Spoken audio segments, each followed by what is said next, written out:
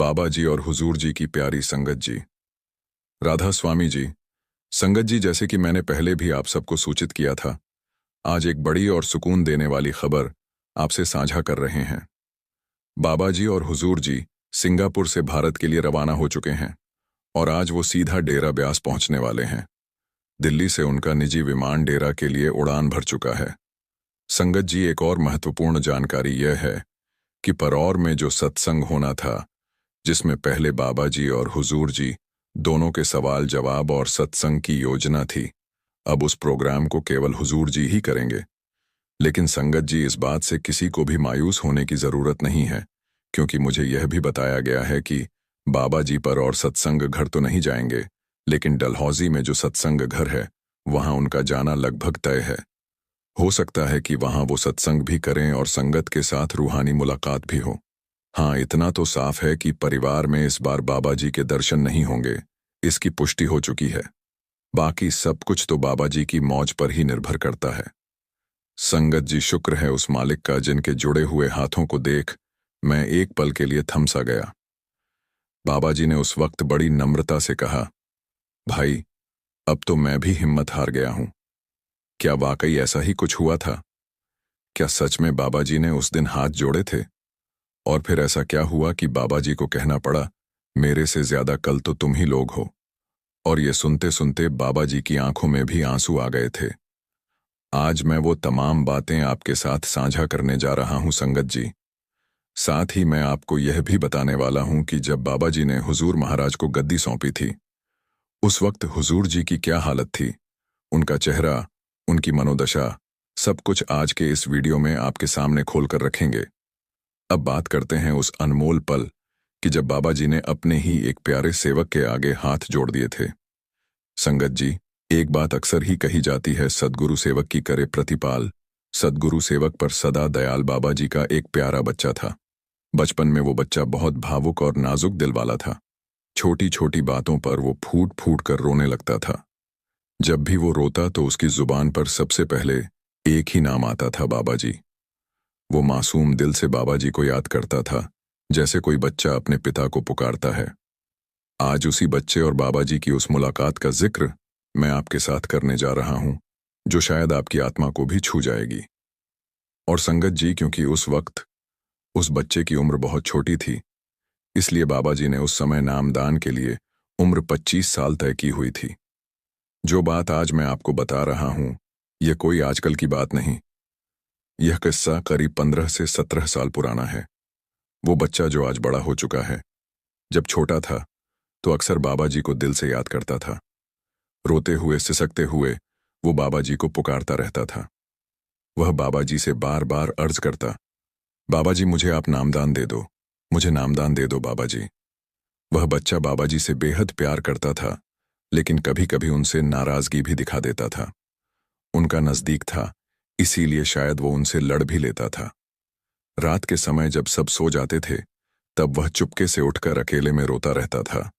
उसकी आंखों में आंसू होते थे और दिल में एक ही पुकार, बाबा जी। वो लगातार बाबा जी से विनती करता रहता और उसी एक उलझन में वो हर रोज जी रहा था।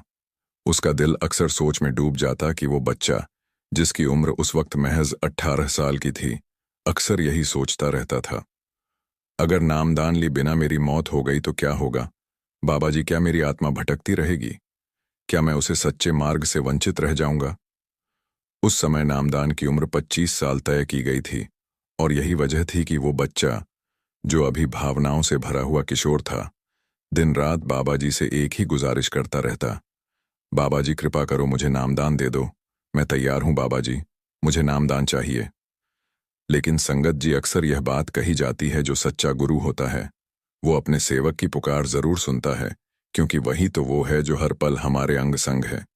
उसे हमारी हर दशा, हर भावना, हर स्थिति का भली भांति ज्ञान होता है। वो ये भली तरह जानता है कि सेवक किस हालत में है, किस मानसिक स्थिति से गुजर रहा है और उसकी आत्मा किस गहराई से पुकार रही है। एक दिन कुछ ऐसा ही हुआ। उस दिन कुछ ऐसा घटा जिसने उस बच्चे की पूरी दुनिया ही बदल दी। संगत जी, एक दिन उस रूह को, जो रोज बाबा जी से नामदान की भीख मांगता था, एक गुरमुख सज्जन मिल गए। वो सज्जन जब उनसे मिले तो उन्होंने देखा कि वो भाई हर वक्त उदास और भीगा भीगा सा रहता है। आंखों में आंसू और दिल में सिर्फ एक ही बात, बाबा जी मुझे नामदान दे दो, कृपा करो बाबा जी, मुझे अपना बना लो। जब गुरमुख भाई ने उससे पूछा तो वो फूट फूट कर कहने लगा, भाई जी मेरा दिल तड़प रहा है, मैं सिर्फ यही चाहता हूं कि बाबा जी मुझे नामदान दे दें। यही मेरी तमन्ना है, यही मेरी तसल्ली का रास्ता है। उस भाई ने मुस्कुराकर जवाब दिया, भाई तुझे तो दिसंबर में नामदान मिलने वाला है, तेरी विनती कबूल हो चुकी है। लेकिन संगत जी, जब उस रोते हुए वीर ने यह सुना तो उसे यकीन ही नहीं हुआ। वो उलझन में पड़ गया और कहने लगा, भाई जी आप क्या कह रहे हैं? इस समय तो नामदान की उम्र 25 साल है और मैं तो अभी सिर्फ 18 साल का हूं, फिर मुझे कैसे मिलेगा नामदान? उसके चेहरे पर आश्चर्य भी था और दिल में थोड़ा डर भी। उसे यकीन नहीं आ रहा था कि उसकी अरदास, उसकी रातों की तड़प वाकई बाबा जी ने सुन ली है। संगत जी, वो बच्चा जिसकी उम्र उस समय महज 20 साल थी, बार बार यही सोचता रहता, जब नामदान की उम्र 25 साल रखी गई है तो फिर मुझे नामदान कैसे मिल जाएगा? यह कैसे मुमकिन है? उसे उस गुरमुख भाई की बात पर यकीन ही नहीं हो रहा था। दिल में हैरानी थी, उलझन थी और कहीं ना कहीं डर भी था। इन्हीं ख्यालों में डूबा वो बच्चा अक्सर एक मास्टर जी के पास जाया करता था, वहीं सेवा भी करता था और मन की बात भी जाहिर की, बिना सुनवाई की उम्मीद रखता था। फिर एक दिन जैसे मालिक ने खुद को ही राह दिखा दी। उसके मन में ख्याल आया, अगर मैं उम्र का झूठ बोल दूं तो शायद मुझे नामदान मिल जाए, शायद यही मालिक की रजा हो। और संगत जी, यह बात भी सच है, जिसने रास्ता दिखाया वो भी मालिक ही था और जो देने वाला था वह भी मालिक ही था। वो बच्चा खुद कुछ नहीं कर सकता था, उसमें इतनी ताकत ही कहाँ थी, सब कुछ तो मालिक की मर्जी से ही होना था। अगले ही दिन वह मास्टर जी के पास गया। उसने हिम्मत जुटाकर अपने मन की बात मास्टर जी को बता दी। कहने लगा, मास्टर जी, मेरी उम्र तो अभी 20 साल है, लेकिन मैं नामदान लेना चाहता हूं, क्या कोई तरीका है? मास्टर जी ने थोड़ी देर उसे देखा और फिर एक पुराने किसी सेवक का बना हुआ प्रमाण पत्र निकाला जिसमें उम्र 25 साल लिखी हुई थी। संगत जी, वो दिन सर्दियों के थे, धुंध फैली हुई थी और सुबह का समय था। उस दौर में आधार कार्ड का चलन नहीं था, बहुत ही कम लोग आधार कार्ड रखते थे। उस वीर ने एक पुराना सर्टिफिकेट जो किसी और का था अपने स्वेटर के पीछे छुपा रखा था। मन में डर भी था, लेकिन इच्छा इतनी गहरी थी कि सच्चे नाम के बिना अब चैन नहीं मिल रहा था। सुबह सुबह वो सीधा मास्टर जी के पास पहुंच गया। मास्टर जी ने उसे देखकर पूछा, ओ भले मानस, कहाँ का इरादा है सुबह सवेरे? उसने मासूमियत से लेकिन पूरे विश्वास के साथ जवाब दिया, मास्टर जी नामदान की पर्ची लेने जा रहा हूं। ये सुनकर मास्टर जी थोड़ी देर के लिए चुप हो गए, कुछ बोले नहीं, बस चुपचाप उसकी तरफ देखने लगे। उस वीर के दिल में एकदम शंका जाग उठी। उसे ऐसा लगा जैसे मास्टर जी को शक हो गया हो या शायद वो उसे मना करने वाले हों। दिल की धड़कनें तेज हो गईं। स्वेटर के पीछे छुपा वो सर्टिफिकेट अब उसे भारी लगने लगा, लेकिन फिर भी वह खड़ा रहा हिम्मत जुटाकर मालिक के भरोसे पर। संगत जी, जब उस वीर ने पहली बार मास्टर जी से कहा, मास्टर जी मैं नामदान की पर्ची लेने जा रहा हूं, तो मास्टर जी ने उसे सुना ही नहीं। शायद जानबूझकर नहीं सुना या शायद कुछ और सोच रहे थे। उस वीर ने फिर दोहराया, मास्टर जी मैं नामदान की पर्ची लेने जा रहा हूं। इस बार मास्टर जी ने मुस्कुराकर जवाब दिया, ओ भले मानस, पहले झाड़ू मार के जाना। संगत जी, उस समय कुछ अजीब सा अनुभव हो रहा था, क्योंकि अक्सर मास्टर जी ऐसे मौकों पर वीर का हाथ पकड़कर रोक लेते थे, जैसे कहना चाहते हों कि नहीं अभी नहीं। लेकिन उस दिन न उन्होंने रोका न टोका, बल्कि खुद ही बोले भरावा, झाड़ू मार के जाए। क्या मास्टर जी को नहीं पता था कि वो वीर कहां और क्यों जा रहा है? नहीं संगत जी, मास्टर जी तो सब कुछ जानने वाले हैं, लेकिन उस दिन वो सब कुछ जानते हुए भी शांत थे। उस वीर ने भी मास्टर जी के कहे को सिर झुकाकर माना, क्योंकि उसे यकीन था कि जो हो रहा है वो मालिक की मर्जी से हो रहा है। उसने झाड़ू उठाया, पूरी श्रद्धा से सेवा की और उसके बाद पर्ची लेने चल पड़ा। संगत जी, जब उस वीर ने पहली बार मास्टर जी से कहा, मास्टर जी मैं नामदान की पर्ची लेने जा रहा हूं, तो मास्टर जी ने उसे सुना ही नहीं। शायद जानबूझकर नहीं सुना या शायद कुछ और सोच रहे थे। उस वीर ने फिर दोहराया, मास्टर जी, मैं नामदान की पर्ची लेने जा रहा हूं। इस बार मास्टर जी ने मुस्कुराकर जवाब दिया, ओ भला मानस, पहले झाड़ू मार के जाना। संगत जी, उस समय कुछ अजीब सा अनुभव हो रहा था, क्योंकि अक्सर मास्टर जी ऐसे मौकों पर वीर का हाथ पकड़कर रोक लेते थे, जैसे कहना चाहते हों कि नहीं, अभी नहीं। लेकिन उस दिन न उन्होंने रोका, न टोका, बल्कि खुद ही बोले, भरा हुआ झाड़ू मार के जाए क्या? मास्टर जी को नहीं पता था कि वो वीर कहां और क्यों जा रहा है। नहीं संगत जी, मास्टर जी तो सब कुछ जानने वाले हैं, लेकिन उस दिन वो सब कुछ जानते हुए भी शांत थे। उस वीर ने भी मास्टर जी के कहे को सर झुकाकर माना, क्योंकि उसे यकीन था कि जो हो रहा है वो मालिक की मर्जी से हो रहा है। उसने झाड़ू उठाया, पूरी श्रद्धा से सेवा की और उसके बाद पर्ची लेने चल पड़ा। संगत जी, उस वीर ने झूठ बोलकर ही नामदान लिया था। उसने जो सर्टिफिकेट ले जाकर दिया वो भी किसी और का था। लेकिन संगत जी, मालिक की रहमत देखिए कि उसी दिन उसे नामदान की पर्ची मिल गई और पर्ची मिलने के ठीक 5 दिन बाद उसका नामदान था।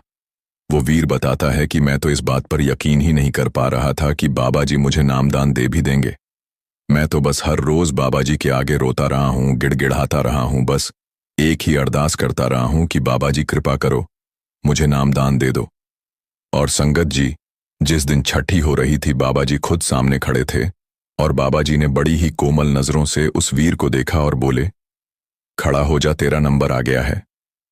उस समय उस वीर की आंखों से आंसू बहने लगे। उसे समझ नहीं आ रहा था कि इस मालिक ने इतनी जल्दी इतनी बड़ी रहमत कैसे कर दी। जहां सब दरवाजे बंद लग रहे थे, वहां बाबा जी ने रहमत का दरवाजा खोल दिया। और संगत जी, ऐसा सिर्फ वही कर सकते हैं जिन्हें अपने हर प्रेमी की पुकार, उसकी आंखों का पानी और उसके दिल की गहराई दिखाई देती है। बाबा जी ने उस वीर की पुकार सुनी और उसे नामदान की अनमोल दौलत से नवाज दिया। संगत जी, उस वक्त मैं इतना डर गया था कि कहीं बाबा जी मुझे बाहर ही न निकाल दें, क्योंकि मैंने अक्सर बाबा जी को देखा है कि वो कई बार उन रूहों को जो उस समय नामदान के योग्य नहीं होती, बाहर भेज देते हैं। लेकिन जब मैं बाबा जी के पास से होकर निकला और मुझे कुछ नहीं कहा गया, तब मेरे दिल ने यह महसूस किया कि नामदान तो मैं अपनी मर्जी से ले ही नहीं सकता था। वो देने वाला भी वही मालिक था, रास्ता दिखाने वाला भी वही था और सब कुछ करवाने वाला भी वही था। और संगत जी, सच कहूं तो मैंने तो बाबा जी से गुस्से में रो रो कर यहां तक कह दिया था कि बाबा जी, अगर आप मुझे नामदान नहीं दोगे तो मैं आपसे बात ही बंद कर दूंगा। लेकिन क्या करूं, दिल में जो तड़प थी वो शब्दों में निकल ही आती थी। और आज जब पीछे मुड़कर देखता हूं तो समझ आता है कि जो कुछ भी हुआ वो मेरे बस में नहीं था, वो सब बाबा जी की ही रहमत थी। संगत जी, मैंने दिल से यह सोच लिया था कि अगर बाबा जी ने मुझे नामदान नहीं दिया तो फिर मैं किसी और संत से भी नामदान नहीं लूंगा, क्योंकि मेरा भरोसा सिर्फ और सिर्फ अपने बाबा जी पर था। और बाबा जी ने मेरे इस विश्वास की लाज रख ली। कहते हैं कि उन्होंने अपने बनाए हुए नियम को तोड़ा, सिर्फ एक रोती हुई आत्मा की पुकार पर, और उसी बच्चे को खुद रास्ता दिखाया और उसी को नामदान भी मिल गया।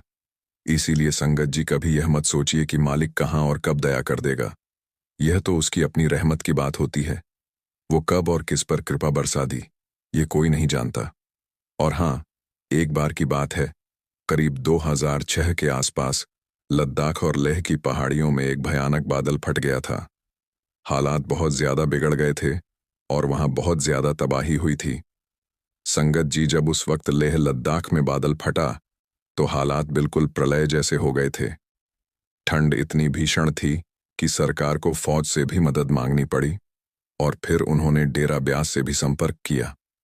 तब सरकार के कुछ अधिकारी बाबा जी से यह कहने लगे कि क्या आप हमारी कुछ सहायता कर सकते हैं। और जब ये बात बाबा जी तक पहुंची तो बाबा जी ने बहुत ही विनम्रता से कहा, हमें वही काम दे दो जिसे करने से बाकी सभी मना कर चुके हैं। और फिर संगत जी, बाबा जी ने वहां लेह लद्दाख में शेड तक बनवाए। बाबा जी ने खुद आदेश दिया कि जालंधर या अमृतसर से हजारों की संख्या में सेवादार वहां जाएं और सेवा संभालें, और देखते ही देखते हजारों सेवादार वहां पहुंच भी गए। काम कर दिखाया कि खुद मालिक भी देख के दंग रह जाएं। फिर बाबा जी ने वहां खड़े होकर वो वाक्य बोले जो शायद बहुत कम लोगों को मालूम होंगे। बाबा जी ने कहा, जिन्होंने यहां सेवा की है जो सेवादार यहाँ तक आए हैं, बाबा जी ने उस समय वहां खड़े होकर ये वचन कहे थे। जो भी उस समय लद्दाख सेवा के लिए गया था, उन्हें मालिक ने वचन दे दिए हैं कि वो सब सचखंड जाएंगे। अब वे सिमरन भजन बाद में करें या ना करें, वो बाबा जी की अपनी मौज है। कभी कभी तो ऐसा लगता है कि मालिक हमें सेवा करवाकर खुद पार लगा रहे होते हैं, और फिर सारा श्रेय भी वे हमारे जैसे सेवक के सिर डाल देते हैं। अक्सर जब जून का भंडारा होता है या जुलाई के पहले हफ्ते का सत्संग, तो उसके बाद का जुलाई और अगस्त का वक्त थोड़ा खाली खाली सा लगने लगता है। संगत में वो हलचल नहीं रहती, दिल भी कुछ उदास सा महसूस करता है। शायद इस बार मालिक हम पर कुछ ज्यादा ही दया मेहर कर दें। क्यों ना करने दें संत महात्मा को उनका काम। हमारे पास मालिक खुद मौजूद हैं। हो सकता है कि इस बार जुलाई के महीने में बाबा जी इंडिया में ही रहें, क्योंकि विदेश यात्राएं तो हुजूर जी ने ही करनी होती हैं। बाकी समय क्या लाएगा, यह तो आने वाला वक्त ही बताएगा। सब कुछ बाबा जी की अपनी मर्जी पर निर्भर करता है, और हमें हर हाल में उनका शुक्रगुजार रहना चाहिए। इसलिए संगत जी, बाबा जी जो भी हम पर दया करते हैं, वो सिर्फ हमारे लिए ही करते हैं। अब हमारी यह जिम्मेदारी है कि हम हर पल उस दया के काबिल बनने की कोशिश करें। बाबा जी हमारे लिए इतनी दौड़ भाग करते हैं, हमारी हर जरूरत का ख्याल रखते हैं, और उनका एक ही हुक्म है कि हम नाम की कमाई करें, शब्द की कमाई करें, और अपने अंतर्मन को मालिक से जोड़ें। एक बार तो मैंने खुद देखा, हुजूर जी ने एक व्यक्ति को पास बुलाकर कहा, भाई तू नाम की कमाई क्यों नहीं करता? क्या आपने कभी अंदर की धुन सुनी है? संगत जी, आज मैं आपको एक ऐसी ही सच्ची और अद्भुत बात सुनाने जा रहा हूं। यह उस समय की बात है जब हुजूर सिकंदरपुर में अपने कोठे पर बैठे हुए थे। वो आंगन में बैठे हुए थे और मौसम बहुत ही शांत और मधुर था। उसी वक्त एक मराठी अपने हाथ में तुम्भी लिए कोई लोकगीत गाता हुआ उस गली से गुजर रहा था। उसकी आवाज में कुछ ऐसा जादू था, ऐसी मिठास थी कि रूह तक को छू जाए। मैं वहीं पास ही खड़ा था। हुजूर जी ने मेरी तरफ देखा और कहा, भाई जरा इस बंदे को बुलाओ, इसकी आवाज बहुत अच्छी लग रही है।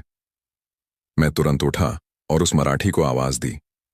जब मैं उसे लेकर हुजूर जी के पास आया तो हुजूर जी मुस्कुराते हुए बोले, संगत जी। हुजूर जी ने बड़ी ही प्रेम से उस मराठी से पूछा, भाई क्या तू कोई सूफी कलाम भी सुना सकता है? वो हाथ जोड़कर बोला, जी सरकार, जो आप कहेंगे मैं वही सुनूंगा। हुजूर जी मुस्कुराकर बोले, तो फिर तू तो सब कुछ गा लेता है। उसने नम्रता से उत्तर दिया, हाँ सरकार, अभी तक तो जो भी मिला है सब कुछ गा ही लिया है। फिर हुजूर जी ने बड़े ही सहज भाव से पूछा, भाई अब तू कहाँ जा रहा है? वह बोला, जी मुझे थोड़ा जल्दी जाना है, एक शादी में जाना है, वहां मुझे गाने के बदले 10 रुपये मिलने हैं। हुजूर जी ने सिर हिलाते हुए कहा, ठीक है। फिर वो मराठी बोला, मैं वापसी में आकर आपको आंखें जरूर सुना दूंगा। लेकिन संगत जी, उस मासूम को यह कहाँ पता था कि जिसके सामने वह खड़ा है वो कोई आम इंसान नहीं बल्कि कुल मालिक खुद हैं। वो मालिक जो मन की भी जानता है और भावों की भी। संगत जी, उस समय हुजूर जी एक अलग ही मौज में थे, और यह कोई मामूली मौज नहीं थी, बहुत ज्यादा गहरी और प्यारी थी। हुजूर जी ने उस मराठी से हंसते हुए कहा, अगर मैं तुझे 20 रुपये दूं तो तू क्या करेगा? वो झट से बोल पड़ा, हुजूर फिर तो मैं पूरा दिन आपके सामने ही बैठकर गाता रहूंगा। हुजूर जी बोले, तू चल फिर कुछ सुनाओ। संगत जी, वो मराठी फौरन गाने लग गया। उसका सुर, उसकी आवाज, एक एक बोल जैसे दिल को छूते चले जा रहे थे। वो राग की ऐसी प्रस्तुति दे रहा था मानो सारा वातावरण ही संगीतमय हो गया हो। हुजूर जी थोड़ी देर चुपचाप सुनते रहे, फिर बड़े ही शांत स्वर में बोले, भाई तूने कभी अंदर के राग भी सुने हैं? वो मासूम सा इंसान थोड़ा हिचकिचाया, फिर बोला, हुजूर जी अंदर के राग वो कौन से होते हैं? मैंने तो कभी नहीं सुने। संगत जी, उस वक्त हुजूर जी के चेहरे पर जो मुस्कान थी वो शायद शब्दों में बयां नहीं की जा सकती। वो मुस्कान उस सच्चाई की थी जो आत्मा को भीतर के संगीत की ओर बुला रही थी। संगत जी, जब उस मराठी ने अंदर के रागों का रस छक लिया तो उसका मन जैसे शांत हो गया। लेकिन इंसान का दिल है ना, जहां थोड़ी सी रूहानियत मिलती है वहीं अपनों की याद भी साथ लेकर आती है। वो बोला, हुजूर क्या जो राग आपने मुझे सुनाया, क्या वो मेरे घर वालों को भी सुनाया जा सकता है? हुजूर जी, बड़ी नरम मुस्कान के साथ बोले, हाँ, बिल्कुल सुना सकते हैं, लेकिन इसके लिए तुझे डेरा ब्यास आना होगा। फिर हुजूर जी ने जो शब्द कहे वो मेरे दिल में आज तक गूंजते हैं। उन्होंने फरमाया, बेटा, मालिक की मर्जी सबसे ऊपर होती है। संत महात्मा कब, कहाँ और किसे बुला लें, ये उनकी मौज है। चाहे वो इंसान ऊपर से कुछ भी हो, चाहे उसने नाम की कमाई की हो या नहीं, लेकिन अगर मालिक की नजर इनायत हो जाए तो वो रूह का दरवाजा खोल देते हैं, क्योंकि वही मालिक खुद रूहानी मंडलों का सच्चा हकदार है। संगत जी, मालिक बादशाह हैं और बादशाह होने के नाते वो कुछ भी कर सकता है। एक बार बड़े महाराज जी ने सत्संग में बहुत प्यारी बात कही थी। उन्होंने फरमाया, हम भजन सुमिरन तो जरूर करते हैं, लेकिन हमें सबसे ज्यादा जरूरत किस चीज की होती है, तो वो है अहंकार और काम से बचने की।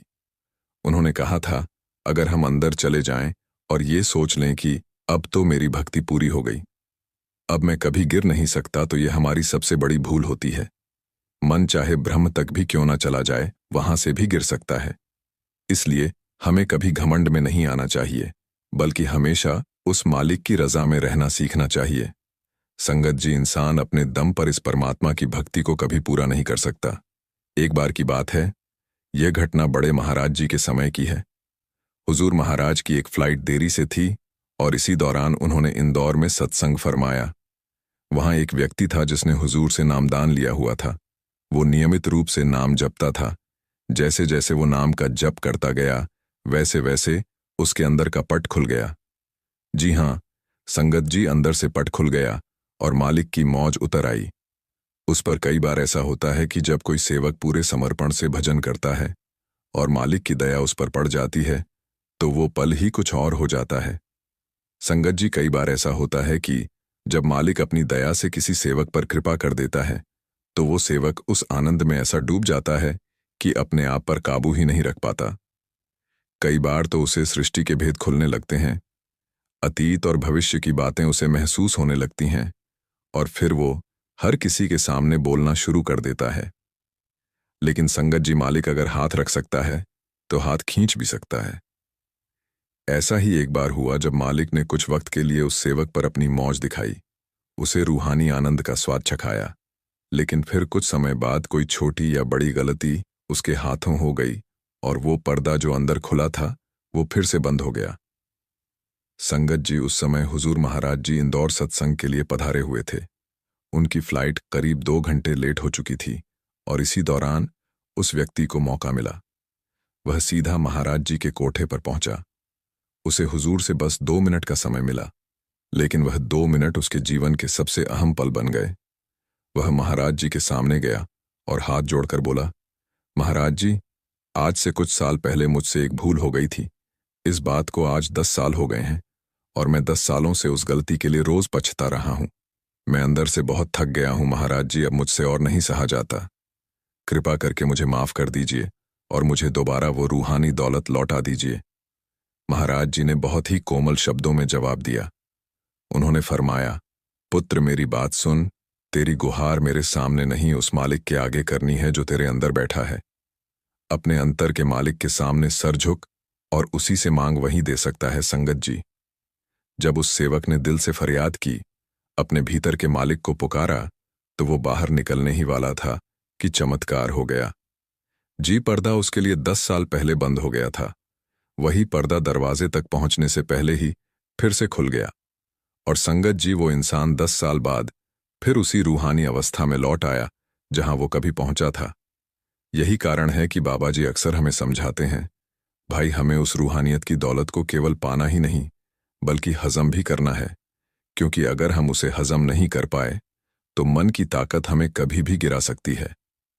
बड़े महाराज जी एक सत्संग में मन की स्थिति को समझाते हुए एक कहानी सुनाया करते थे। कहते थे, एक आदमी था जो सांपों की नुमाइश दिखाकर रोजी कमाता था। वो जंगलों से अलग अलग सांप पकड़ता, उन्हें लोगों को दिखाता और अपनी रोजी रोटी कमाता। ऐसे ही एक दिन वो सर्दियों में जंगल में गया। बहुत ज्यादा ठंड थी। वहां उसे एक अजगर मिला जो ठंड के कारण जकड़ गया था। एकदम जमे हुए हालत में उस आदमी ने सोचा, अगर मैं इस अजगर को लेकर नुमाइश में दिखाऊंगा तो आज तो मेरी अच्छी कमाई हो जाएगी। उसने उस अजगर को उठाया और कपड़े में लपेट कर अपने साथ ले आया। संगत जी, उस आदमी ने सोचा, अगर मैं अजगर को नुमाइश में ले जाकर दिखाऊंगा तो मुझे बहुत फायदा होगा। लेकिन समस्या ये थी कि उसे भारी भरकम अजगर को वो अकेले कैसे उठाकर शहर तक ले जाए। उसे ऐसा लगा कि शायद वो अजगर अब मर चुका है, क्योंकि उसमें कोई हरकत नहीं हो रही थी। वो एकदम निष्क्रिय पड़ा था। फिर उसने एक उपाय निकाला। उसने किसी व्यक्ति को पैसे देकर मदद के लिए तैयार किया और कहा, भाई, अकेले तो ये अजगर मेरे बस का नहीं है, लंबा भी है और वजन भी बहुत ज्यादा है। मुझे तेरी मदद चाहिए इसे उठाकर शहर तक ले जाने में। वो दोनों मिलकर उस जमे हुए अजगर को किसी तरह उठा लाए और शहर की ओर चल पड़े। जब वो शहर पहुंचे तो उस आदमी ने तैयारी शुरू कर दी उस अजगर की नुमाइश दिखाने की। संगत जी, उसने जैसे तैसे अजगर को शहर में लाकर नुमाइश की तैयारी शुरू कर दी। सुबह का वक्त था, मौसम ठंडा था और अजगर बिल्कुल जड़ पड़ा हुआ था। लेकिन जैसे जैसे दिन चढ़ा, धूप तेज होने लगी और गर्मी का असर बढ़ने लगा तो संगत जी, उसे अजगर के जिस्म में धीरे धीरे हरकत आनी शुरू हो गई। जैसे ही थोड़ी गर्मी उसके जिस्म तक पहुंची, उसका मारा हुआ सा शरीर हिलने लगा, सांसें चलने लगीं और अचानक उसने अपने जबड़े खोल दिए। अब आपको तो पता ही है संगत जी, अजगर की फितरत क्या होती है। जब जिंदा होता है तो सबसे पहले सामने वाले को ही निगल जाता है, और बस वैसा ही हुआ। जिस आदमी ने उसे जंगल से उठाया था वही उसकी सबसे पहली शिकार बन गया। अजगर ने उस इंसान को निगल लिया जिसने उसे सहारा दिया था, जिसने उसे ठंड से निकाला। जो उसकी वजह से पैसे कमाने की सोच रहा था, उसी का वो दुश्मन बन गया। संगत जी, यह कोई आम कहानी नहीं है। यह उस मां की मिसाल है जो हमारे अंदर बैठा है। वही मां जो परमात्मा का अंश होते हुए भी स्वार्थों और लालसाओं में फंसकर हमें अंदर से खा जाता है। बड़े महाराज जी समझाते थे कि मां हर वक्त स्वाद का भूखा रहता है, कभी खाने का, कभी अहंकार का, और जब तक उसे उससे ऊंची कोई चीज नहीं मिलती वो हमारे बस में नहीं आता। संगत जी, मेरा मन भी हर दिन नया स्वाद चाहता है, पर बड़े महाराज जी वाणी में फरमा गए, बिन चाह के साथ ना जा पाए जब तक नाम और शब्द की कमाई नहीं होगी। बाबा जी और हुजूर जी की प्यारी साध संगत जी, सभी को प्यार भरी राधा स्वामी जी। साध संगत जी, आज की इस वीडियो में 3 बेहद चौंकाने वाली बातें साझा की जाएंगी जिनके बारे में अधिकांश लोग अनजान हैं। इनमें डेरे और परमार्थ से जुड़ी सच्चाइयों का उल्लेख होगा। साथ ही आप यह भी जानेंगे कि बाबा जी वास्तव में कौन हैं, उनकी पहचान क्या है और वे किसके अवतार माने जाते हैं। सबसे पहले बात करेंगे उस घटना की जब बाबा जी के एक पुराने और विश्वस्त सेवादार ने परमार्थ और डेरे से जुड़ी ऐसी सच्चाई उजागर की जिसे जानकर कई लोगों के होश उड़ गए। इस खुलासे को इन्होंने 60 साल की उम्र में आने के बाद संगत को बताया था। इसके बाद बाबा जी के पाठी साहब से जुड़ी एक रोचक सच्ची घटना का भी जिक्र होगा। अंत में आपको हम बताएंगे कि बाबा जी की असली हस्ती क्या है और वे किसके अवतार हैं। इस वीडियो में आपको 3 महत्वपूर्ण जानकारियां मिलेंगी, इसलिए इसे अंत तक जरूर देखें। आइए अब शुरू करते हैं परमार्थ की उस सच्चाई से जिसको जानना बहुत जरूरी है। इनका नाम है सेवादार हकीम पाल। इन्होंने बताया, मैं बचपन से ही अपने माता पिता के साथ डेरे जाया करता था। उस समय हुजूर जी गद्दी पर विराजमान थे। मेरे माता पिता नियमित रूप से डेरे जाकर सेवा किया करते थे। हालांकि उस समय मेरी उम्र महज 10 साल थी, इसलिए मुझे परमार्थ का महत्व समझ नहीं आता था। मुझे तो बस सेवा करना अच्छा लगता था।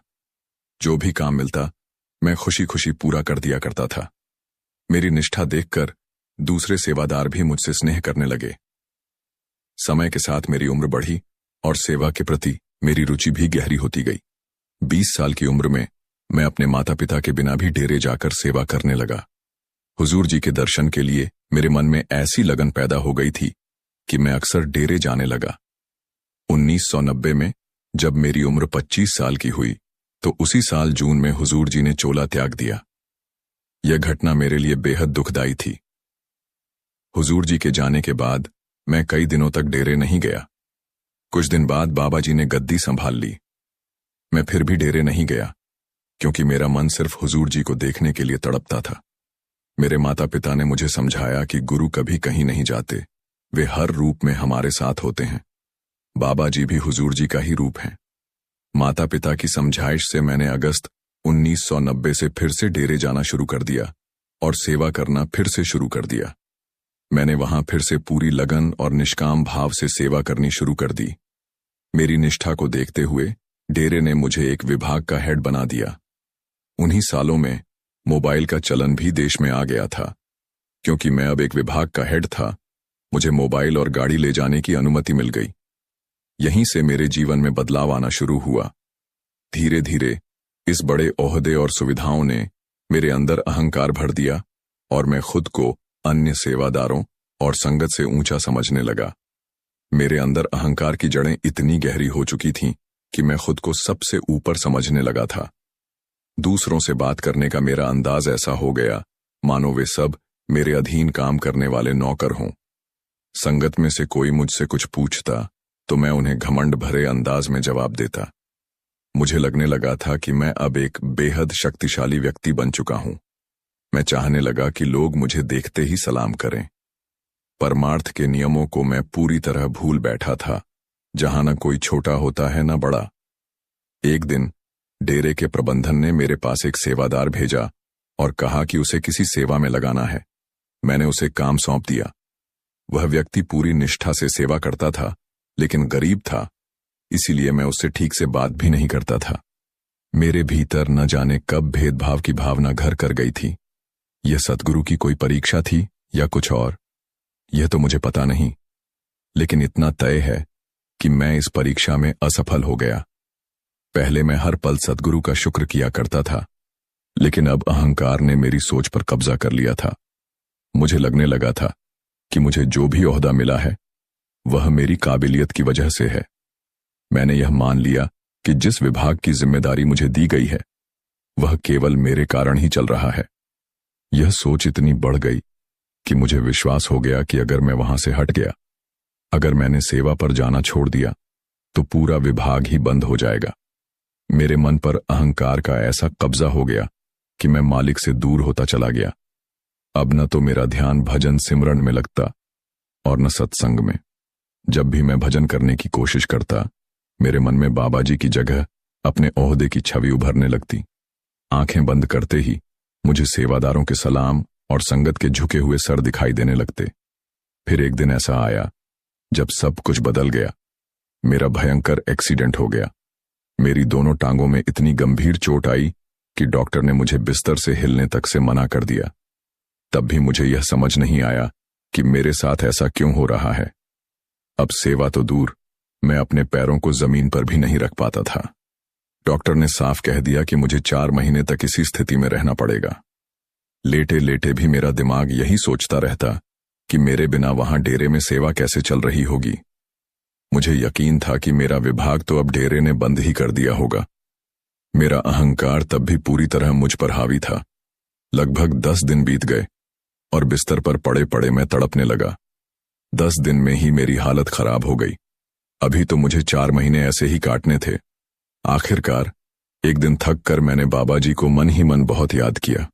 उनसे शिकायत की कि मैंने बचपन से लेकर अब तक डेरे में सेवा की, फिर भी मुझे ऐसी सजा क्यों मिली। न भजन सिमरन हो पा रहा था और न सेवा में जाने की हालत बची थी। उस रात सपने में बाबा जी ने मुझे जवाब दिया। उन्होंने कहा, बेटा, तेरी किस्मत में उस दिन काल का शिकार होना लिखा था, लेकिन तूने संगत की बहुत सेवा की है, इसीलिए तेरा हिसाब 3-4 महीने के दर्द से ही निपट गया।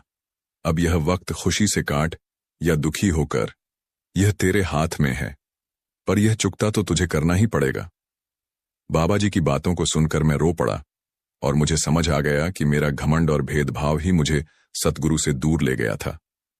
इसी कारण मेरा मन भजन सिमरन में नहीं लग पाता था।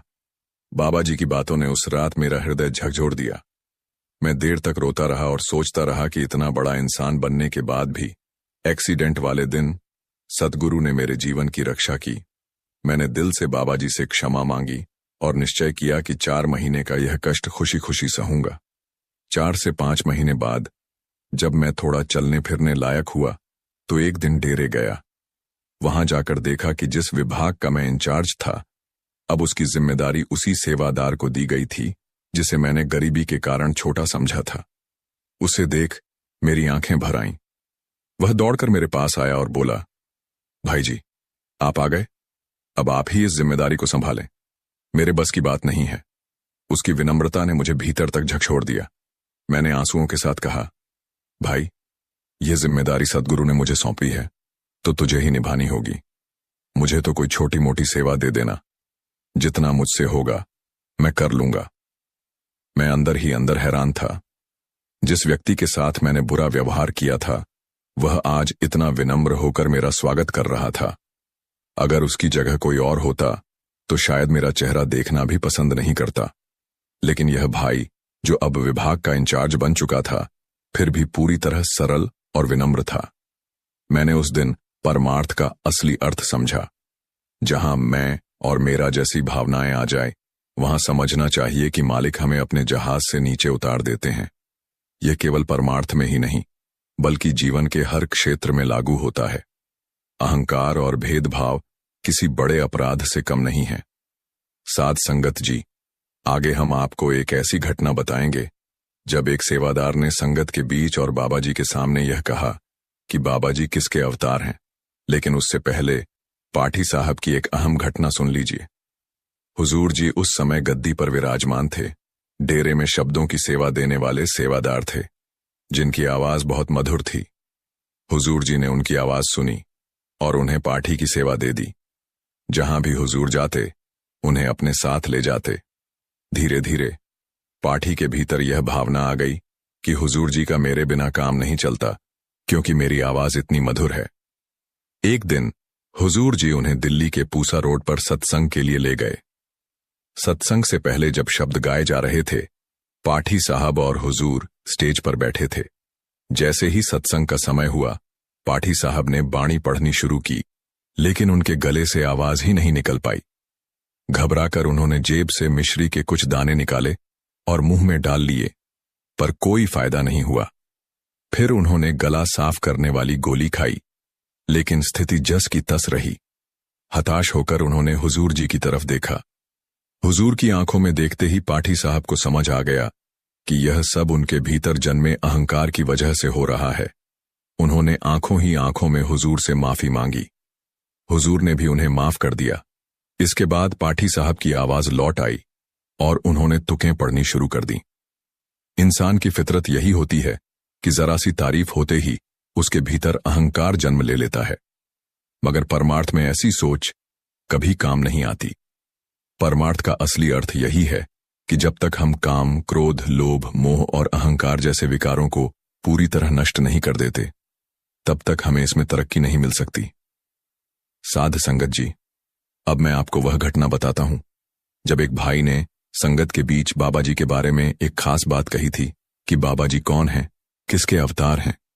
यह भाई देखने में असमर्थ था। पहली बार जब वह डेरे आया तो सेवादारों ने उसकी स्थिति देख उसे पंडाल में बिठा दिया जहां बाबा जी का सत्संग होने वाला था। सत्संग सुनने के बाद इस भाई के भीतर नाम लेने की तीव्र इच्छा जाग गई। सत्संग समाप्त होते ही उसने सेवादारों से बाबा जी से मिलने की जिद की। जब सेवादारों ने पूछा कि क्यों मिलना चाहते हो, लेकिन उसकी दृष्टिहीनता के कारण सेवादारों ने उसे बाहर कर दिया। वह जिद पर अड़ गया और बोला, अगर मुझे नामदान नहीं दिया जा सकता तो मुझे अपने गुरु से मिलवा दीजिए। मैं खुद उनसे पूछूंगा कि मुझे नामदान क्यों नहीं मिल सकता। यह बात बाबा जी तक पहुंची और बाबा जी ने सेवादारों को उस अंधे आदमी को बाहर बैठाने को कहा। बाबा जी सब जानते थे। जब संगत को नामदान दिया जा चुका था तब बाबा जी ने उस भाई को बुलाया और कहा, भाई यहां आ और मेरी तरफ देख, यह चेहरा तेरे बहुत काम आएगा। जैसे ही उसने बाबा जी की तरफ देखा, कुछ सेकंड के लिए उसकी आंखों की रोशनी लौट आई। बाबा जी का चेहरा देखते ही उसकी आंखों से आंसू बहने लगे। बाबा जी ने उसे नामदान दिया और कुछ ही समय में उस भाई ने अपनी साधना से शब्द को प्रकट कर लिया। एक दिन सत्संग में वह फिर आया और बीच में खड़े होकर कुछ कहने की विनती करने लगा। बाबा जी ने उसे बैठने को कहा, लेकिन थोड़ी देर बाद वह फिर खड़ा हो गया। सेवादारों ने उसे बिठा दिया। सत्संग समाप्त होने के बाद वह फिर खड़ा हुआ और बाबा जी से बोलने की अनुमति मांगी। बाबा जी ने हंसते हुए कहा, चला ले भाई, कौन सी बंदूक चलानी है? इस पर वह भाई संगत से मुखातिब हुआ और बोला, भाइयों और बहनों, यह जो आपके सामने बैठे हैं, यह कोई साधारण इंसान नहीं है। इन्हें आम इंसान समझने की भूल मत करना। यह खुद परमात्मा के अवतार हैं। उसने आगे बताया कि कुछ महीने पहले बाबा जी ने उस पर कृपा की थी, जिससे उसे ज्ञान की प्राप्ति हुई। उसने कहा, पिछले जन्म में मैं एक चील था और डेरे के पास रेलवे स्टेशन के आसपास रहता था। एक दिन कुछ सेवादार वहां सेवा कर रहे थे और पेड़ के नीचे बैठकर लंगर कर रहे थे।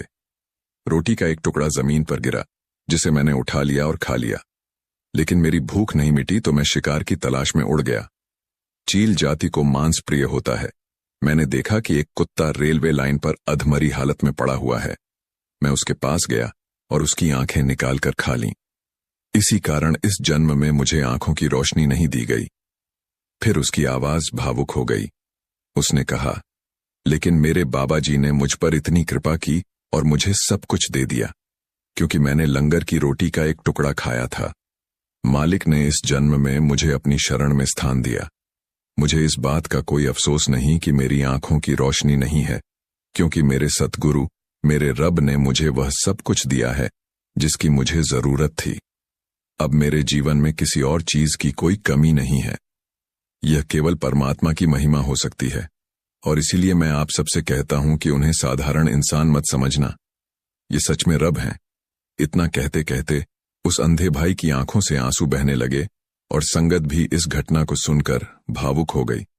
साध संगत जी, जिन्हें विश्वास है उनके लिए बाबा जी सच में रब हैं, और जो बाबा जी पर विश्वास करता है उसे बाबा जी कभी डूबने नहीं देते।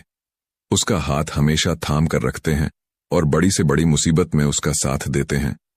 और जिन्हें विश्वास नहीं, उनके लिए बाबा जी एक आम इंसान ही हैं। साध संगत जी, यह कहानी यह संदेश देती है कि जीवन में समय चाहे कितना भी कठिन हो, अगर हम नेक रास्ते पर चलते हैं, दूसरों की मदद करते हैं और ईश्वर पर भरोसा रखते हैं, तो हमें हमारी मेहनत और सच्चाई का फल जरूर मिलता है। संगत जी, बहुत समय पहले की बात है। किसी जंगल के किनारे एक विशालकाय पहाड़ी थी। उस पहाड़ी के सबसे ऊंचे शिखर पर एक गिद्ध अपनी पत्नी और बच्चों के साथ रहा करता था। एक दिन गिद्ध और उसकी पत्नी पहाड़ी के किनारे बसे उस घने जंगल में शिकार के लिए निकल पड़े। बहुत देर तक इधर उधर तलाश करने के बाद गिद्ध की नजर एक बड्ढे से बिल पर पड़ी। उसने अपनी पत्नी से कहा, प्रिय देखो, वहां पर कितना बद्धा बिल है, शायद हमें वहां कुछ खाने को मिल जाए। तब गिद्ध और गिद्ध की पत्नी उस बिल के पास गए। जैसे ही वे वहां पहुंचे तो देखा कि उस बिल में खरगोश के कई सारे बच्चे थे। यह देखकर गिद्ध की पत्नी खुशी से उछल पड़ी और कहने लगी, स्वामी, इतना सारा भोजन, अब तो हमें कई दिनों तक शिकार नहीं करना पड़ेगा। तब गिद्ध बोले, प्रिय नहीं, हम हमारी जरूरत के अनुसार ही भोजन लेकर जाएंगे। और इतना कहकर गिद्ध खरगोश के कुछ बच्चों को उठाकर अपनी पत्नी के साथ वापस उसी पहाड़ी पर अपने घोंसले में चला गया। वहां पहुंचने पर गिद्ध के बच्चे बहुत खुश हो गए और तुरंत भोजन करने लगे, लेकिन गिद्ध की पत्नी बहुत नाराज थी। उसने भोजन नहीं किया और कहने लगी, इतना सारा भोजन था, लेकिन आप केवल थोड़ा सा भोजन ही लेकर क्यों आए?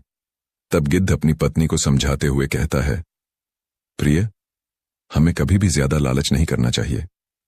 हमें हमेशा अपनी जरूरत के अनुसार ही अपने पैर पसारने चाहिए। ज्यादा लालच का परिणाम हमेशा बुरा ही होता है। ये बात मैं तुम्हें एक कहानी के माध्यम से समझाता हूं, लेकिन वादा करो प्रिय कि तुम पूरी कहानी को ध्यान से अंत तक सुनोगी। गिद्ध की पत्नी ने कहा, ठीक है स्वामी, आप सुनाइए। तब गिद्ध कहानी सुनाने लगता है और कहता है, प्रिय, बहुत समय पहले सूरजगढ़ नाम के एक छोटे से गांव में गोविंद नाम का एक किसान रहता था। गोविंद बहुत ही ईमानदार और नेक दिल आदमी था। गांव के सभी लोग उसे प्यार से गोलू कहकर बुलाते थे। उसके परिवार में उसकी पत्नी सरिता और 2 बच्चे थे। बीमारी और गरीबी की वजह से गोलू का शरीर बहुत ही कमजोर हो चुका था। उसके परिवार को 2 वक्त की रोटी भी नसीब नहीं हो पा रही थी। लेकिन गोलू की हालत हमेशा से ऐसी नहीं थी। एक समय था जब वह और उसका परिवार बहुत खुशहाल और भरा पूरा जीवन व्यतीत कर रहे थे।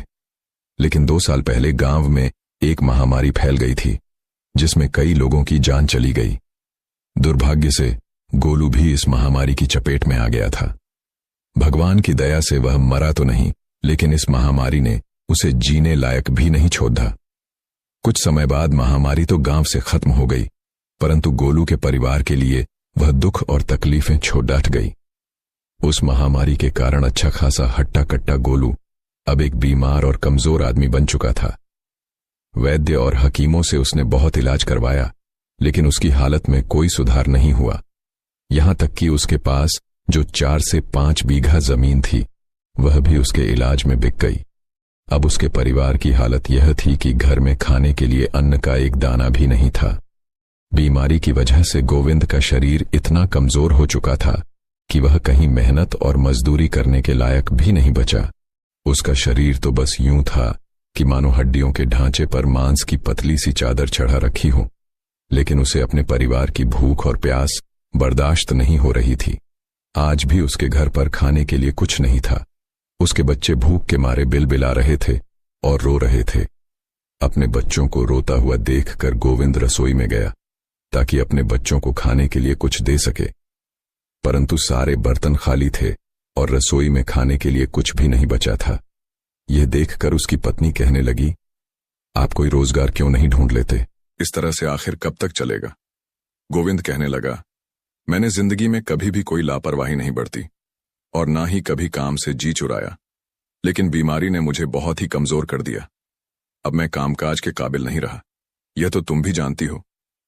पत्नी की बातें सुनकर गोविंद बहुत ही परेशान हुआ और घर में कुछ सामान तलाश करने लगा, जिसे बेचकर वह थोड़े पैसे जुटा सके। आखिर उसने घर में एक लंबी रस्सी तलाश कर ली और कहने लगा, मैं इस रस्सी को बेचकर आता हूं ताकि बच्चों के लिए कुछ खाने पीने का इंतजाम कर सकूं। गोविंद की बातें सुनकर उसकी पत्नी कहने लगी, आज तो खा लेंगे, लेकिन कल क्या करेंगे? गोविंद कहने लगा, अरे भाग्यवान, आज की व्यवस्था करने दो, कल का मालिक तो मेरा परमात्मा है, वह कुछ ना कुछ इंतजाम कर ही देगा। फिर गोविंद ने रस्सी उठाई और भगवान के भरोसे बाजार में निकल गया। उसने काफी देर तक बाजार में आवाज लगाई। आखिरकार उसे एक ग्राहक मिल ही गया। ग्राहक बोला, मैं तुम्हें इस रस्सी के 15 आने दे सकता हूं। गोविंद ने कहा, लेकिन इस रस्सी की कीमत इससे कहीं ज्यादा है। मैंने कुछ ही दिनों पहले इसे 20 आने में खरीदा था। अब ग्राहक समझ चुका था कि गोविंद अपने किसी जरूरत के लिए इस रस्सी को बेचना चाहता है। वह कहने लगा, मैंने जो इस रस्सी की कीमत लगाई है वह बिल्कुल ठीक है। अगर तुम रस्सी बेचना ही चाहते हो तो रस्सी को मेरे हवाले करो और 15 आने ले लो, वरना जाओ कोई दूसरा ग्राहक ढूंढ लो। डूबते को तिनके का सहारा गोविंद ने वह रस्सी 15 आने में उस आदमी को दे दी। वह रकम लेकर अपने घर की तरफ रवाना हुआ ताकि अपने बीवी बच्चों के लिए कुछ खाने पीने का सामान ले सके। अचानक उसने रास्ते में 2 लोगों को देखा जो आपस में लड़ झगड़ रहे थे। यह देखकर गोविंद उसी तरफ निकल गया ताकि देख सके कि आखिर यह मामला क्या है। जब वह नजदीक पहुंचा तो उसने देखा कि एक जवान ने एक बूढ़े का हाथ कसकर के पकड़ रखा है और उसे अपने साथ ले जाना चाहता है। वह बूढ़ा व्यक्ति अपना हाथ छुड़ाने की पूरी कोशिश कर रहा था। गोविंद ने उस नौजवान से पूछा, अरे भाई, आखिर तुम इस बूढ़े को कहां ले जाना चाहते हो? जरा इसकी उम्र तो देखो, यह तुम्हारे बाप की उम्र का है। क्या इसके साथ ऐसा बर्ताव करना ठीक है? वह बूढ़ा, जो बहुत ही मजबूर था, गोविंद से कहने लगा, देखो भाई साहब, यह नौजवान मुझे सिर्फ 15 आने के लिए कोतवाल के पास ले जाना चाहता है ताकि मुझे कैद खाने में डलवा सके। अब तुम ही बताओ, क्या परमात्मा यह चाहेगा कि मैं जो इतने सालों से इस नगर में इज्जत की जिंदगी जीता आ रहा हूं, सिर्फ 15 आने के लिए कैद खाने चला जाऊं? गोविंद ने उस बूढ़े की बातें सुनी तो वह उस नौजवान को समझने लगा, लेकिन वह किसी की बात मानने को तैयार नहीं था। तब गोविंद सोचने लगा, क्या ऐसा भी हो सकता है कि कोई आदमी मुझसे भी ज्यादा जरूरतमंद हो? अगर यह बूढ़ा कैद खाने चला गया तो इसकी पत्नी और बच्चों का खर्च कौन उठाएगा? यह सोचकर गोविंद ने अपनी जेब से 15 आने निकाले और उस जवान को देते हुए कहा, ये लो नौजवान, तुम्हारे 15 आने। अब तुम इस बूढ़े काका को छोड़ दो। पैसे लेकर नौजवान वहां से चला गया। उस बूढ़े आदमी ने अब राहत की सांस ली। वह गोविंद के सामने हाथ जोड़ते हुए उसे दुआएं देने लगा। बेटा, भगवान तुम्हारा भला करें और तुम्हें इसका 100 गुना दें। उस बूढ़े आदमी की दुआएं सुनते सुनते गोविंद भी अपने घर की तरफ वापस चल पड़ा। चलते चलते गोविंद यह सोच रहा था कि अब मजबूरी में उसे खाली हाथ ही घर वापस लौटना पड़ेगा, लेकिन दिल ही दिल में उसे यह तसल्ली भी थी कि गरीबी के बावजूद उसने एक नेकी का काम किया है। यही सोचते सोचते गोविंद अपने घर पहुंच चुका था। जब उसकी पत्नी ने देखा कि वह चुपचाप और सर झुकाए खड़ा है, तो वह समझ गई कि यह हमारे खाने पीने का इंतजाम नहीं कर सके, बल्कि वह रस्सी जो ये घर से लेकर गए थे उससे भी हाथ गवा बैठे हैं। वह पूछने लगी, क्या हुआ? आप खाली हाथ क्यों लौट आए? और उस रस्सी का क्या हुआ? गोविंद ने सारी बात अपनी पत्नी को बता दी। ये सुनकर उसकी पत्नी बोली, आपने एक अच्छा काम किया है। एक बूढ़े आदमी को कैद खाने जाने से बचा लिया। पर आपको यह मालूम होना चाहिए कि जो दिया घर की रोशनी के लिए होता है, उसे कहीं और ले जाकर नहीं जलाया जाता। अब आप अपने बच्चों को क्या खिलाओगे? कैसे उनका मन बहलाने के इस पूरे नगर में से कौन आएगा जो हमारे बच्चों का पेट भरेगा? गोविंद कहने लगा, तुम ठीक कहती हो, मैं तुम्हारी बातों से बिल्कुल सहमत हूं, लेकिन वह बेचारा बूढ़ा आदमी हमसे ज्यादा मुसीबत में था। पत्नी कहने लगी, अब आपके रोने धोने से कुछ नहीं होगा। जो भी होना था वह हो चुका। इन सब बातों को छोड़ो और अगली बार के लिए ऐसी कोई गलती मत करना। गोविंद जानता था कि उसकी पत्नी की बातें कड़वी जरूर हैं, लेकिन सच है। उसे समझ में नहीं आ रहा था कि क्या करें और क्या ना करें। अचानक उसके मन में एक ख्याल आया। वह अपनी जगह से उठकर दोबारा घर के टूटे फूटे सामान को देखने लगा। वह कभी इधर देखता तो कभी उधर, लेकिन उसे कोई भी ऐसी चीज नहीं मिल रही थी जिसे वह बेच सके। इसलिए वह परेशान होकर वापस अपनी जगह पर आकर खड़ा हो गया। अचानक उसे एक पुराना बिस्तर नजर आया जो बच्चों के बिछाने के लिए इस्तेमाल होता था। उसने अपनी पत्नी से कहा, मैं इस बिस्तर की तलाश में था, तुम कहो तो मैं इस बिस्तर को बेचता हूं। पत्नी कहने लगी, बच्चे तो भूखे हैं, लेकिन आप उनका यह पुराना बिस्तर भी छीन लेना चाहते हैं। गोविंद कहने लगा, अच्छा हुआ कि तुमने खुद ही कह दिया कि बच्चे भूखे हैं, इसीलिए जरूरी बात यह है कि उनके खाने पीने का इंतजाम किया जाए। पुराने बिस्तर के होने या ना होने से क्या फर्क पड़ जाएगा? उसकी पत्नी ने जब यह देखा कि इस बिस्तर की गोविंद की नजरों में कोई कीमत नहीं है, तो वह आंसू बहाने लगी और कहने लगी, ठीक है, समेट लो इसे और बेच डालो, लेकिन याद रखना, इसे कम दामों पर मत बेचना, ताकि कुछ दिनों तक तो हमारे बच्चों का पेट भर सके। गोविंद के पास अब कहने को कोई बात नहीं थी, इसलिए उसने अपना सर झुकाए चुपचाप बिस्तर को लपेटा और घर से बाहर निकल गया। वह चलता गया, चला गया और फिर एक ऐसे बाजार में पहुंच गया जहां पर नई और पुरानी चीजों का व्यापार होता था। गोविंद ने उस बिस्तर को बेचने के लिए आवाजें लगाई, परंतु बहुत कम ही खरीदार उसकी तरफ आ रहे थे।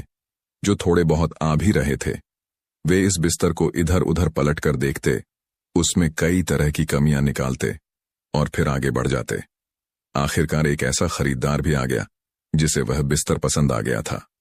उस आदमी ने बिस्तर की कीमत पूछी तो गोविंद कहने लगा, 10 आने। उस आदमी को शायद बिस्तर की उतनी जरूरत नहीं थी, इसलिए जब उसने 10 आने सुने तो कहने लगा, भला इस फटे पुराने बिस्तर के लिए वह कौन आदमी होगा जो 10 आने खर्च करेगा। यह कहकर वह खरीदार आगे बढ़ गया और फिर गोविंद से दूर जाने लगा, लेकिन गोविंद भागकर उसके पास गया। उसने उस आदमी का हाथ पकड़ा और कहने लगा, हुजूर, ऐसा जुल्म ना करें, मुझे पैसों की जरूरत है, इसीलिए मैं इससे कम कीमत पर भी आपको यह बिस्तर बेच दूंगा। आखिरकार उसने वह बिस्तर 8 आने में बेच दिया और पैसे लेकर अपने घर की तरफ रवाना हो गया। वह रास्ते में सोचने लगा कि आखिर मैं अपने बच्चों के लिए ऐसा क्या खरीद लूं कि उनका पेट भी भर जाए और उनका दिल भी बहल जाए। इतने में उसे एक बूढ़ी महिला के रोने की आवाज सुनाई दी। जब गोविंद ने आवाज सुनी तो वह रुक गया और देखने लगा कि वह आवाज कहां से आ रही है। तभी उसने देखा कि एक बुजुर्ग महिला ने अपने जवान बेटे का हाथ पकड़ा हुआ था और उससे कह रही थी, मुझे किसी वैद्य या हकीम के पास ले चलो। लेकिन वह नौजवान उस बुजुर्ग महिला से अपना पीछा छुड़ाना चाहता था, और कह रहा था, मां मुझे जाने दे, मैं तेरे इलाज के लिए रकम कहां से लेकर आऊं।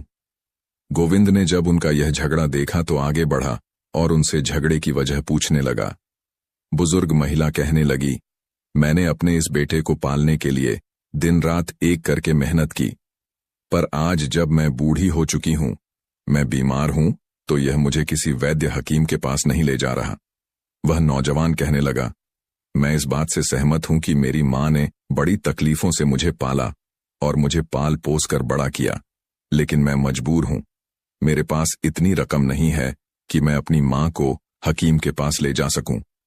गोविंद ने जब यह सुना तो वह कुछ परेशान सा हो गया।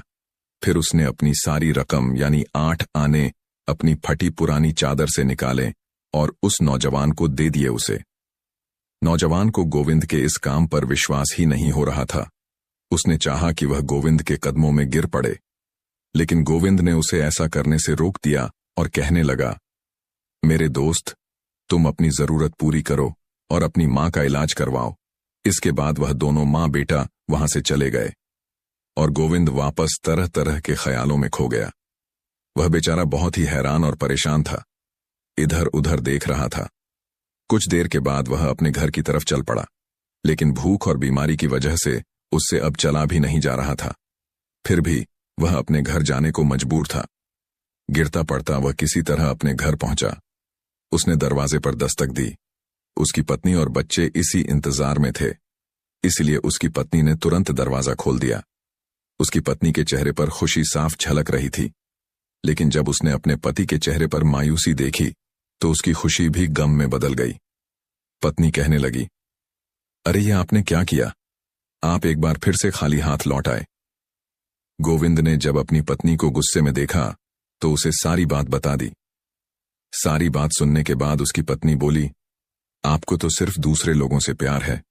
उन्हें मुसीबत में देखकर आपको उनकी सहायता कर रहे हो, लेकिन पता नहीं आपको अपने बच्चों पर दया क्यों नहीं आती। अब आप ही बताओ कि हम क्या करें, कहां जाएं? अब मेरे बच्चों में ज्यादा देर तक भूख बर्दाश्त करने की हिम्मत नहीं है। अब तो लगता है कि भूख के मारे इनकी जान ही निकल जाएगी।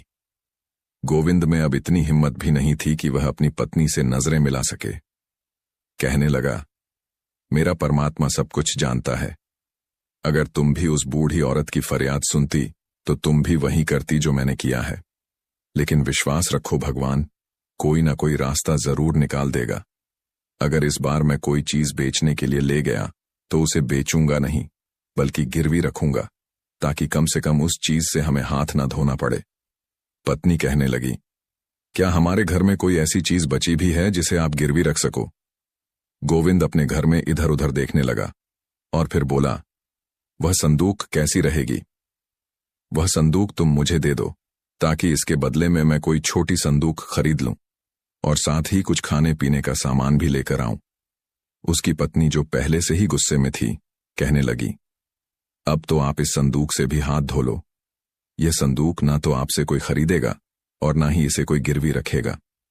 बल्कि ऐसा करो, या तो यह संदूक किसी को दान कर दो या फिर इसे तोड़ दो। मायूस गोविंद आगे बढ़ा और उसने संदूक उठा ली। कहने लगा, देखो मुझे इतना बेइज्जत मत करो, मैं यह सब कुछ अपने बच्चों के लिए ही तो कर रहा हूं। इसके बाद गोविंद ने वह संदूक उठाई और बाजार की तरफ निकल गया। बाजार में पहुंचने पर वह सबसे पहले एक साहूकार के पास गया और उससे कर्ज मांगने लगा। साहूकार ने कहा, बेशक मैं तुम्हें कर्ज दे तो दूंगा, परंतु कर्ज के बदले में तुम्हें कुछ सामान मेरे पास गिरवी रखना पड़ेगा। गोविंद ने उसे वह संदूक दिखाते हुए कहा, इस समय तो मेरे पास इस संदूक के अलावा और कुछ भी नहीं है। साहूकार ने उस संदूक को देखा और कहने लगा, आखिर यह पुरानी संदूक जिसका रंग भी उड़ा हुआ है, इसके बदले में तुम्हें कितने पैसे चाहिए? यह तो गिरवी रखने के काबिल बिल्कुल भी नहीं है, इसलिए तुम वापस जाओ और कोई ऐसा सामान लेकर आओ जो गिरवी रखने के लायक हो। इसके बाद गोविंद उस साहूकार की दुकान से बाहर निकल गया। उसने कई बाकी दुकानों पर भी उस संदूक को बेचने की कोशिश की, लेकिन उसकी बात नहीं बनी, क्योंकि वह संदूक बहुत ही पुरानी थी और कोई भी उस पुरानी संदूक के बदले उसे कर्ज देने के लिए तैयार नहीं हुआ। सूरज ढलने वाला था और अंधेरा छाने वाला था। गोविंद मन ही मन उम्मीद खो चुका था। मन ही मन वह सोचने लगा कि शायद मैंने अपनी पत्नी से वादा करके गलती की। इस पुरानी संदूक को कोई भी गिरवी नहीं रखेगा। अब मुझे इस संदूक को बेच ही देना चाहिए। उसने यह फैसला किया और वापस बाजार की तरफ चला गया। उसने आवाज लगाकर वह संदूक के लिए खरीदार ढूंढने लगा।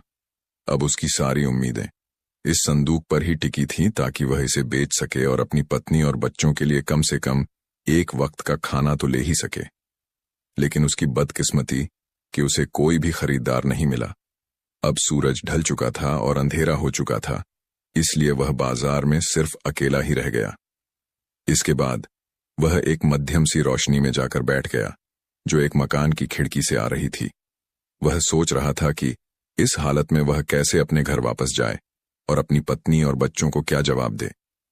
अभी वह यह सब कुछ सोच ही रहा था कि तभी उसे एक मछली बेचने वाले की आवाज सुनाई दी।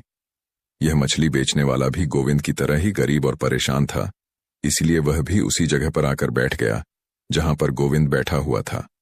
उसे मछली बेचने वाले के पास एक लाल रंग की मछली थी जो उसने वहीं पर रख दी। जल्दी ही वह दोनों एक दूसरे से बातें करने लगे और अपने बारे में एक दूसरे को बताने लगे। मछली बेचने वाला कहने लगा, हम दोनों के हालात बिल्कुल एक जैसे हैं।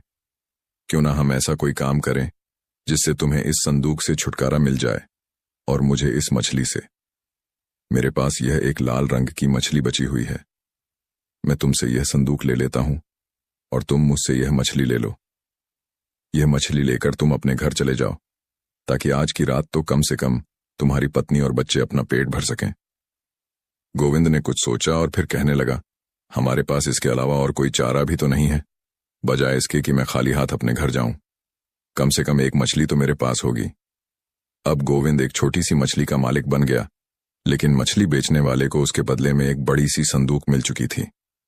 मछली बेचने वाले ने जल्दी से वह संदूक ले ली और अपने घर की तरफ रवाना हो गया। वह छोटी सी लाल मछली अब गोविंद के पास आ चुकी थी। गोविंद उस मछली को लेकर अपने घर की तरफ चल पड़ा। बेचारा गोविंद आह भरते और आंसू बहा हुआ अपने घर की तरफ चल पड़ा। उसने बड़े ही मायूस दिल से अपने घर पर दस्तक दी। उसकी पत्नी ने दरवाजा खोल। गोविंद जानता था कि उसकी पत्नी और उसके बच्चे उसी का इंतजार कर रहे थे। वह घर में दाखिल हुआ और उसने अपनी पत्नी और बच्चों के सामने वह लाल रंग की मछली रख दी और इंतजार करने लगा कि उसकी पत्नी क्या कहती है। हालांकि यह मछली छोटी सी थी। गोविंद कुछ देर तक चुप रहा और फिर बोला, मैंने वह संदूक गिरवी नहीं रखी, बल्कि उसके बदले में इस मछली को लिया है। यह सुनकर उसकी पत्नी, जो मछली को देखकर बहुत ही खुश थी, लेकिन यह बात सुनते ही उसके चेहरे का रंग बदल गया। वह कहने लगी, क्या आपने वह संदूक बेचकर यह मछली ले ली? अब हमारे घर में बचा ही क्या है? आपने तो जाने से पहले मुझसे यह वादा किया था कि आप वह संदूक बेचोगे नहीं, बल्कि उसे गिरवी रखेंगे। गोविंद सर झुकाए अपनी पत्नी की बातें सुन रहा था। वह सिर्फ इतना ही कह सका, उस पुरानी संदूक को कोई भी गिरवी रखने को तैयार नहीं था। मैं मजबूर था, इसलिए मुझे संदूक के बदले में यह मछली लेनी पड़ी। उसकी पत्नी, जो कि बहुत ही नाराज थी, अपनी जगह से उठी और एक थाल ले आई। उसने मछली को काटकर उसे साफ करना शुरू किया। वह इसी तरह से मछली साफ कर रही थी कि तभी हैरानी से कहने लगी, अरे यह क्या है जो चांद की तरह चमक रहा है? गोविंद आगे बढ़ा और जब उसने मछली के पेट में देखा तो खुशी से चिल्लाने लगा, मोती! अरे भाग्यवान, यह तो कीमती मोती है। गोविंद के चिल्लाने से उसका उदास घर खुशी से भर गया था। वह रात उसकी पत्नी और उसके बच्चों ने ईश्वर से प्रार्थना करते हुए गुजार दी और खुशी से फूले नहीं समाए। अब वे सुबह का इंतजार करने लगे कि कब जौहरी अपनी दुकान खोलेगा। इस बार उसकी पत्नी भी गोविंद के साथ बाजार गई थी। अभी जौहरी ने अपनी दुकान खोली ही थी कि गोविंद और उसके पास पहुंच गए।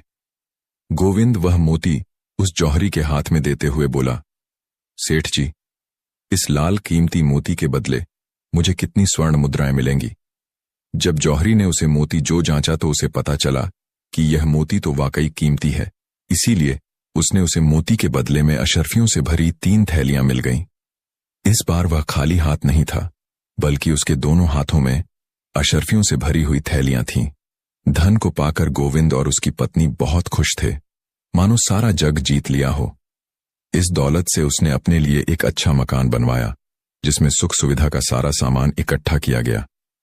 अब गोविंद कोई गरीब आदमी नहीं था, बल्कि वह एक अमीर सेठ बन चुका था। अब तो गोविंद के दिन बदल चुके थे। उसके घर में किसी चीज की कोई कमी नहीं थी। खाने के लिए काजू, पिस्ता, बादाम, दूध, दही सब कुछ था। अच्छी खुराक मिलने से उसके बीमार शरीर में भी अब नई ताकत आने लगी थी। एक साल बीतते बीतते गोविंद की पूरी तरह से काया बदल चुकी थी।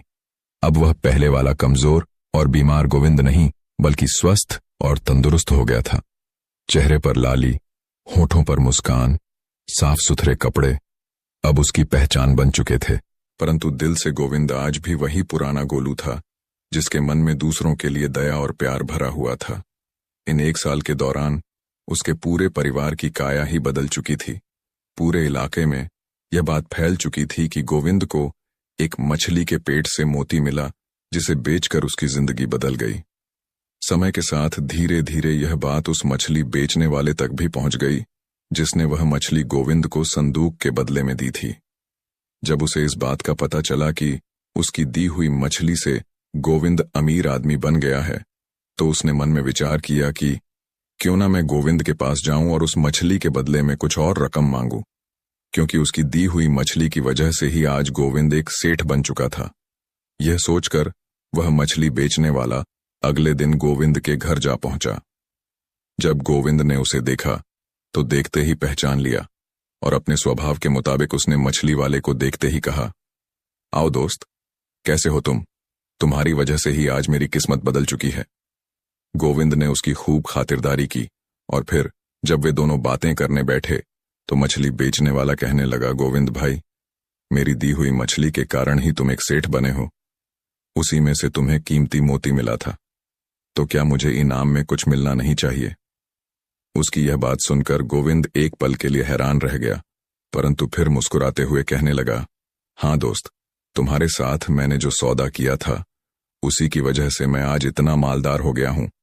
तुम यहीं पर ठहरो, मैं अभी तुम्हारे लिए कुछ लेकर आता हूं। यह कहते हुए गोविंद अंदर गया और एक थैली लेकर बाहर आया। वह थैली उसने मछली बेचने वाले को दी और कहने लगा, दोस्त, इसमें पूरी 100 सोने की अशर्फियां हैं। मेरे ख्याल में इतनी रकम इनाम के तौर पर तुम्हारे लिए काफी रहेगी। उस आदमी ने जब अशर्फियों से भरी हुई थैली देखी तो उसकी आंखों में चमक आ गई, लेकिन उसके मन में लालच आ चुका था। वह कहने लगा, गोविंद भाई, तुम सिर्फ 100 अशर्फियां देकर मुझे बहलाना चाहते हो। तुमने वह मोती बेचकर जो दौलत हासिल की, उसका आधा हिस्सा मुझे चाहिए। यह सुनकर गोविंद के चेहरे का रंग उड़ गया।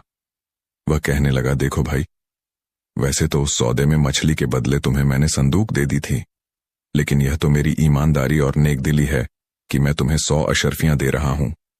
वह आदमी कहने लगा, नहीं गोविंद, मैं तो तुमसे अपना हक मांग रहा हूं। इस पर गोविंद ने कहा कि मैंने तुमसे जब वह मछली खरीदी थी तो उस सौदे के साथ यह मोती भी उस मछली के साथ ही था। उस मोती को बेचकर जो भी दौलत मिली, उस पर मेरा पूरा हक है। जब दोनों के बीच इस बात को लेकर बहस होने लगी तो आस पड़ोस के लोग भी वहां पर इकट्ठा हो गए। आखिर में फैसला यह हुआ कि वे दोनों अपने मुकदमे को लेकर राजा के दरबार में जाएंगे और राजा ही इस बात का सही फैसला करेंगे।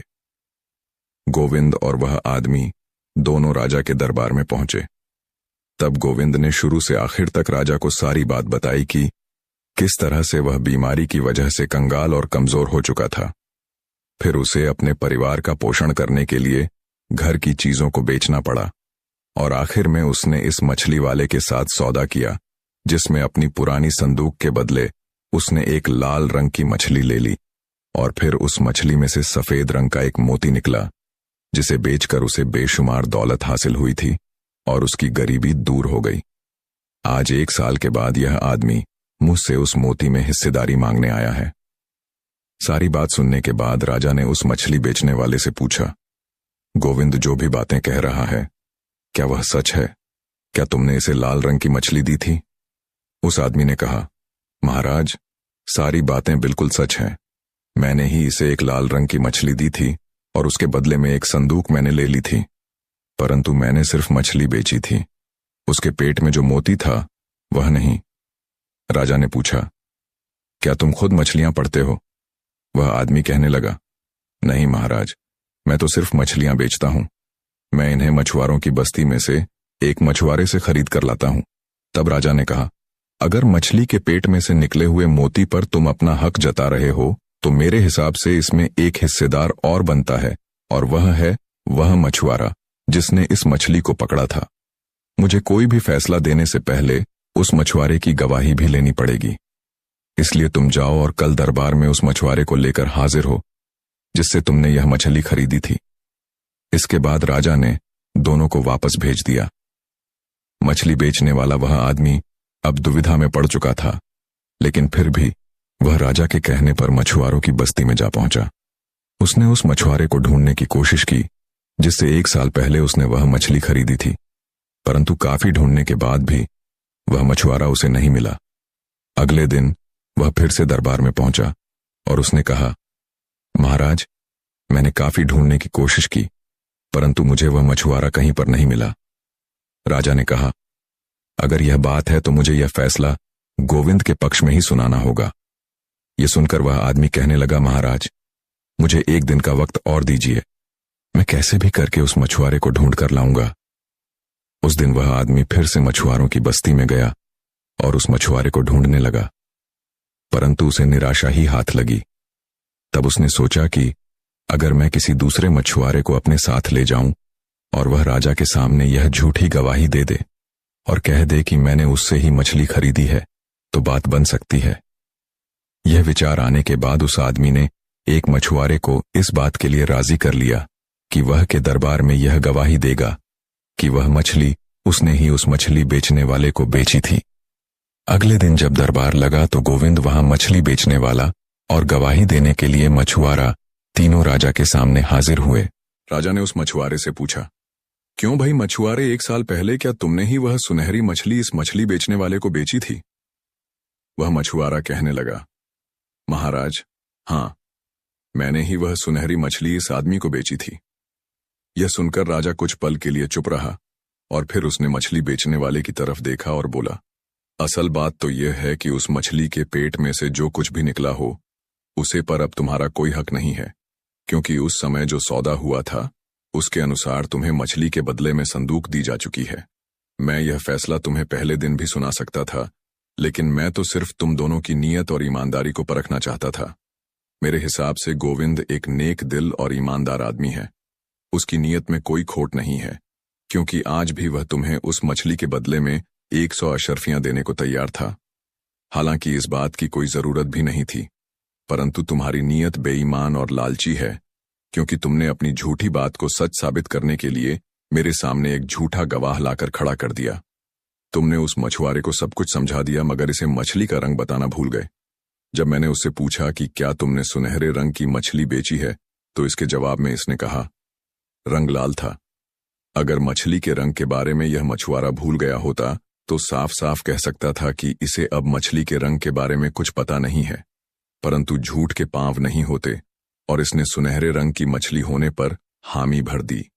इस बात से यह स्पष्ट है कि मछली के बारे में इसे कोई जानकारी नहीं है और ना ही इसने कोई मछली तुम्हें बेची। तुम इसे झूठी गवाही देने के लिए दरबार में लेकर आए हो।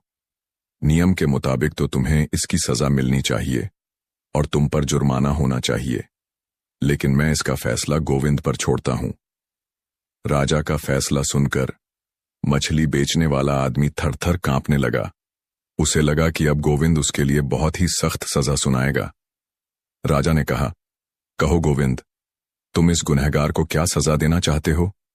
गोविंद बोला, महाराज, यह बात सच है कि यह आदमी लालच में आकर झूठ और फरेब का सहारा लेकर मुझसे दौलत ठगना चाहता है, परंतु एक सच यह भी है कि इसकी दी हुई मछली के कारण ही मैं अमीर बना हूं। इसलिए मेरी गुजारिश है कि इसे छोड़ दिया जाए और मैं अपनी खुशी से इसे 100 सोने की अशर्फियां इनाम में देना चाहता हूं। यह सुनते ही मछली बेचने वाला वह आदमी गोविंद के पैरों में गिर गया और कहने लगा, भाई, लालच ने मुझे अंधा कर दिया था, परंतु तुमने मुझ जैसे लालची इंसान पर भी दया की। इसके लिए मैं सारी जिंदगी तुम्हारा आभारी रहूंगा। गोविंद ने उसे उठाया और कहा, दोस्त, तुम्हें अपनी गलती का पछतावा है। इससे अच्छी बात और क्या हो सकती है? यह कहते हुए वे दोनों बड़ी खुशी के साथ राजा के दरबार से लौटे और फिर गोविंद ने उसे 100 अशर्फियों से भरी हुई एक थैली दे दी। जब बाकी लोगों को इस बारे में पता चला तो वे सब भी गोविंद की तारीफ करने लगे। अब पूरे इलाके में गोविंद की इज्जत और भी बढ़ गई थी। इस तरह कहानी के अंत तक पहुंच गए। गिद्ध ने कहा, प्रिय, इसीलिए मैंने कहा था कि हमें जो मिले उसी में खुश रहना चाहिए। ज्यादा लालच हमेशा नुकसानदेह होता है। गिद्ध की पत्नी को गिद्ध की बात अच्छी तरह समझ आ गई और उसने अपना गुस्सा त्याग कर दोनों ने खुशी से भोजन किया। यह कहानी ईमानदारी, लालच और न्याय पर आधारित है। गोविंद, जो गरीबी से जूझ रहा था, अपनी पुरानी संदूक के बदले एक मछली खरीदता है, जिससे उसे एक बहुमूल्य मोती प्राप्त होता है। वह मोती बेचकर अमीर बन जाता है। 1 साल बाद मछली बेचने वाला आदमी मोती में हिस्सेदारी मांगता है। मामला राजा के दरबार में पहुंचता है, जहां राजा बुद्धिमानी से उसकी बेईमानी को उजागर करता है। लेकिन गोविंद अपने बड़े दिल का परिचय देते हुए न केवल उसे माफ कर देता है, बल्कि उसे 100 अशर्फियां भी इनाम में देता है। इससे यह सीख मिलती है कि ईमानदारी और उदारता का सदा सम्मान होता है, जबकि लालच अंततः हार जाता है। साथ संगत जी, ये थी हमारी आज की वीडियो। ऐसी ही रूहानी सत्संग साखियां सुनने के लिए चैनल को सब्सक्राइब जरूर करें जी। राधा स्वामी जी।